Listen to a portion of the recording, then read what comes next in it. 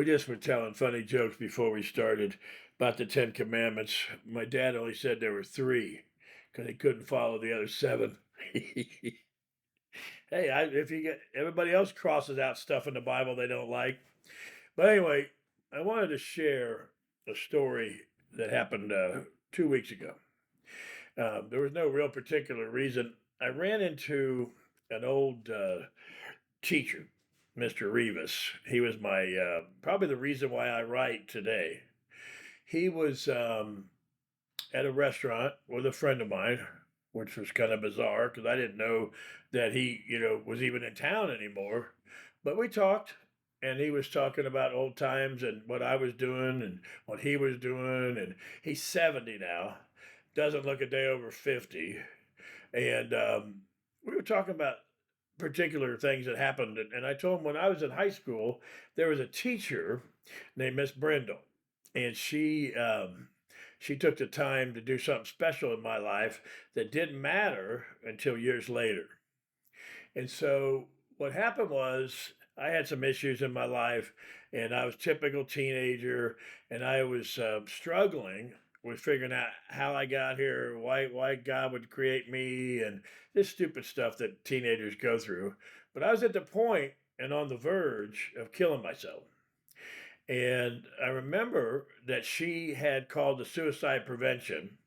I was down in a special room for troublemaker kids. There's like five of us. Have my own desk. But anyway, she took the time to make that call. I didn't talk to them. I was pissed. I hated her, and I didn't want nothing to do with any of that crap. So when I got to be a senior, I realized that, and that may have been my junior, could have been early senior year. I don't know. It doesn't matter. But I finally realized that she didn't have to do that. She wasn't one of my favorite teachers. I'm sure I wasn't one of her favorite students. I'm not even sure I had her in class more than once. But she took that time, and it changed my life forever.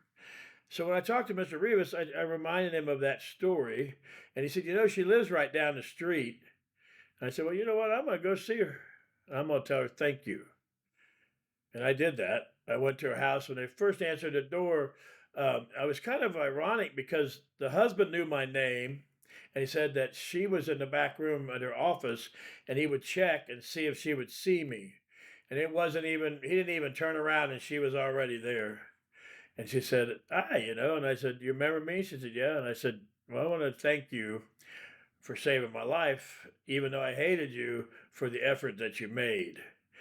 And I said, I just want to let you know I turned out a halfway decent. I help people that help, that kind of like you did for me.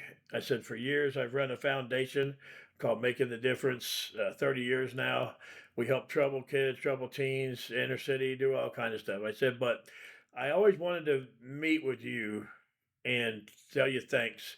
And I'm sharing this story so, we're both going to leave this earth someday, but maybe this story will touch a teacher, a student, a person struggling, but it's always going to make sure that Miss Brindle lives in infamy. And I just want people to know the story that if I wouldn't have talked, not necessarily talked to her, but if I wouldn't have been touched by what she did, I wouldn't be here. I realized, and I got hit in the chest, that somebody did care. Somebody was listening. And that's what happens, I think, when you deal with suicide. You don't think anybody is listening or cares. And I want you to, if you're thinking about that, remember one thing: suicide just passes the pain on to somebody else.